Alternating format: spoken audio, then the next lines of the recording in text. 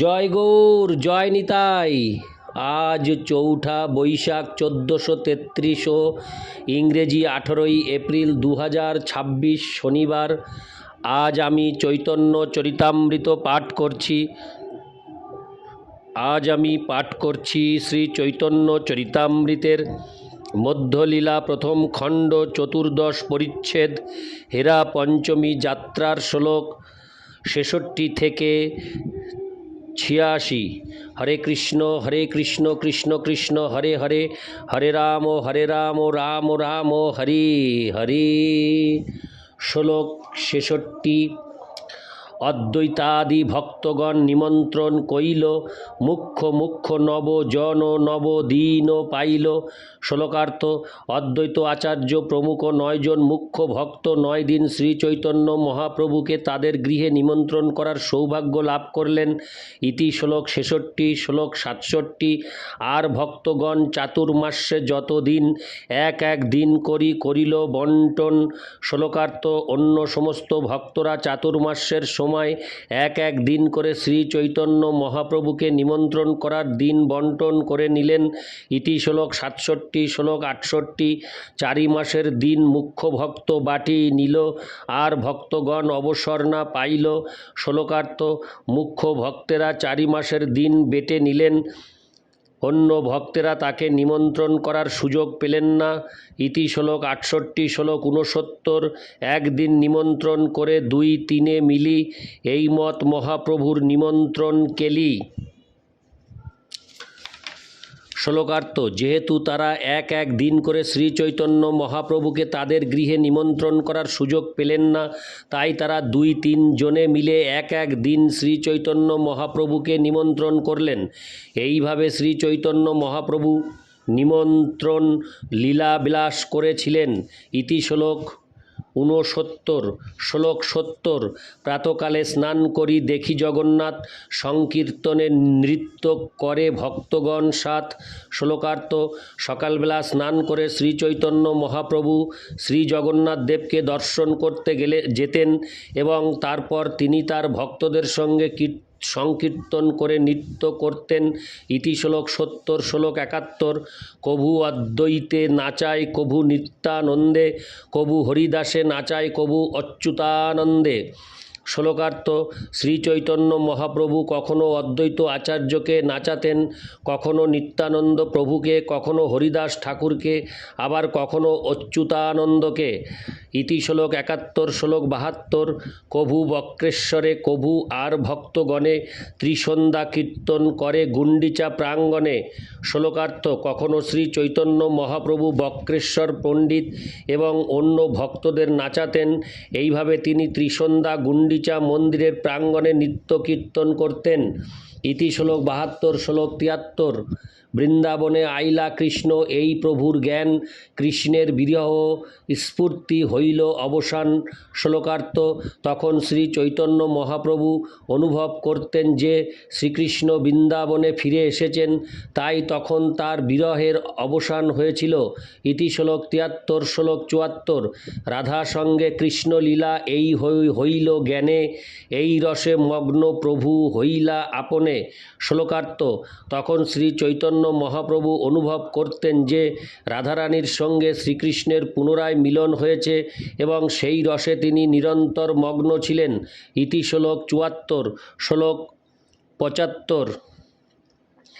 নানোদ্যানে ভক্ত সঙ্গে বৃন্দাবন লীলা, ইন্দ্রদুম্ন সরোবরে করে জল খেলা। শ্লোকার্থ: শ্লোক ৭৫-এর শ্লোকার্থ: গুন্ডিচা মন্দিরের বিভিন্ন উদ্যানে তিনি ভক্তদের সঙ্গে বৃন্দাবন লীলা বিলাস করেছিলেন এবং ইন্দ্রদুম্ন সরোবরে জলকেলি করেছিলেন। ইতি শ্লোক ৭৫। শ্লোক ৭৬। আপনে সকল ভক্তে সিঞ্চে জল দিয়া, সব ভক্তগণ সিঞ্চে চৌদিকে বেরিয়া। শ্লোকার্থ: মহাপ্রভু নিজে ভক্তদের গায়ে জল ছিটিয়ে দিলেন এবং সমস্ত ভক্তরা তখন চতুর্দিক থেকে মহাপ্রভুকে বেষ্টন করে তার গায়ে জল ছিটালেন। ইতি শ্লোক ৭৬। শ্লোক ৭৭। কভু এক মণ্ডল কভু অনেক মণ্ডল, জলমণ্ডুক বাদ্যে সবে বাজায় করতাল।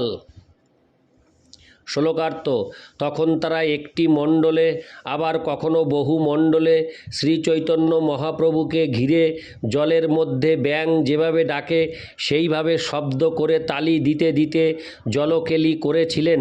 ইতি শ্লোক ৭৭। শ্লোক ৭৮। দুইজন দুইজন করে তারা হরে কৃষ্ণ। শ্লোক ৭৮।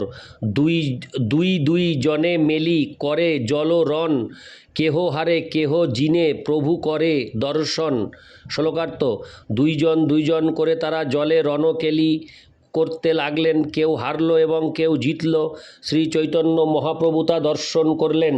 ইতি শ্লোক ৭৮। শ্লোক ৭৯। অদ্বৈত নিত্যানন্দে জল ফেলাফেলি, আচার্য হারিয়া পাছে করে গালাগালি। শ্লোকার্থ অদ্বৈত আচার্যের সঙ্গে নিত্যানন্দ প্রভুর পরস্পরের গায়ে জল ছুঁড়ে জলকেলি হতে লাগলো এবং অদ্বৈত আচার্য হেরে গিয়ে পরিহাস ছলে নিত্যানন্দ প্রভুকে গালাগালি দিতে লাগলেন। ইতি শ্লোক ৭৯। শ্লোক ৮০। বিদ্যানিধির জলকেলি স্বরূপের সনে, গুপ্ত দত্তে জলকেলি করে দুই জনে। শ্লোকার্থ স্বরূপের সঙ্গে বিদ্যানিধির এবং মুরারি গুপ্তের সঙ্গে বাসুদেব দত্তের জল কেলি হতে লাগল। ইতি শ্লোক ৮০। শ্লোক ৮১। শিবাস সহিত জল খেলে গদাধর, রাঘব পণ্ডিত সনে খেলে বক্রেশ্বর। শ্লোকার্থ শিবাস পণ্ডিতের সঙ্গে গদাধর পণ্ডিত এবং রাঘব পণ্ডিতের সঙ্গে বক্রেশ্বর পণ্ডিতের জলকেলি হতে লাগল। ইতি শ্লোক ৮১। শ্লোক ৮২। সার্বভৌম সঙ্গে খেলে রামানন্দ রায়, গাম্ভীর্য গেল দোহার হইল শিশু প্রায়। শ্লোকার্থ সার্বভৌম ভট্টাচার্যের সঙ্গে রামানন্দ রায়ের জলকেলি হতে লাগল, তারা তাদের গাম্ভীর্য হারিয়ে শিশুর মতো আচরণ করতে লাগলেন। ইতি শ্লোক ৮২। শ্লোক ৮৩ থেকে ৮৪।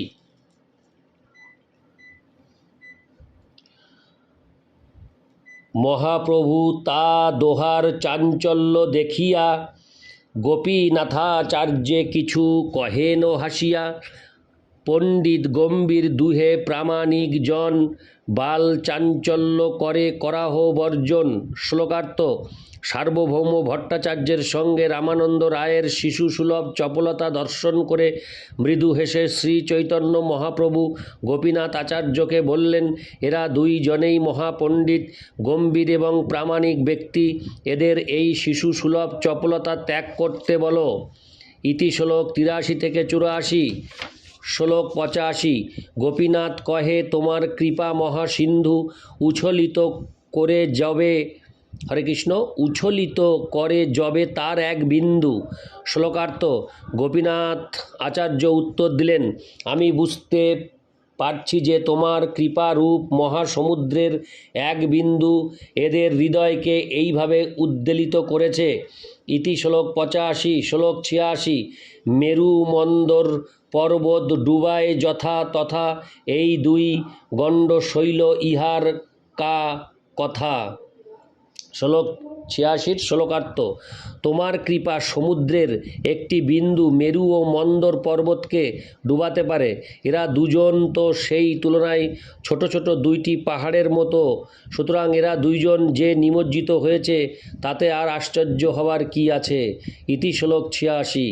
হরে কৃষ্ণ কৃষ্ণ কৃষ্ণ হরে হরে, হরে রাম রাম রাম হরে হরে। জয় গৌর, জয় নিতাই।